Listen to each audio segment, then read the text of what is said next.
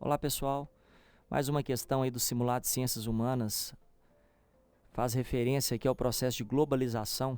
Vamos ver o que o texto nos traz aí. As repetições do clichê, a globalização é irreversível, mantra dos anos 90, podem ser encontradas aos milhares com uma rápida pesquisa pelo Google. Mesmo seus críticos reunidos no Fórum Social Mundial recusavam ser taxados de antiglobalização e disseram buscar uma mundialização alternativa.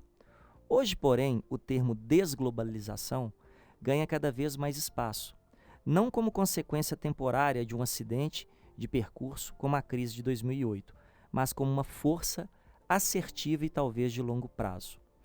Então a gente observa, que traz aí uma crítica sobre o processo de globalização e observamos aí uma situação atual, que seria a referência sobre desglobalização. Então vamos lá. O comando da questão diz o seguinte: são considerados sinais recentes da tendência geral à desglobalização. Então, quais seriam essas tendências, esses sinais aí? Então, vamos lá. Letra A liberdade de circulação de pessoas entre os países e a expansão massiva dos fluxos financeiros globais.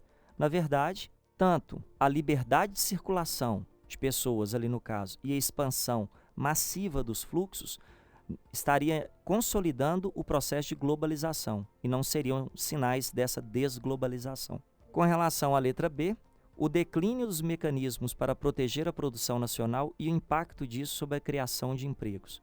A gente observa aqui dois problemas. Aonde que eu quero chegar? Quando você fala do declínio dos mecanismos para proteger a produção, a gente está pensando exatamente na redução do protecionismo, que é uma característica da globalização. Então, isso não poderia ser um sinal recente da ideia de desglobalização.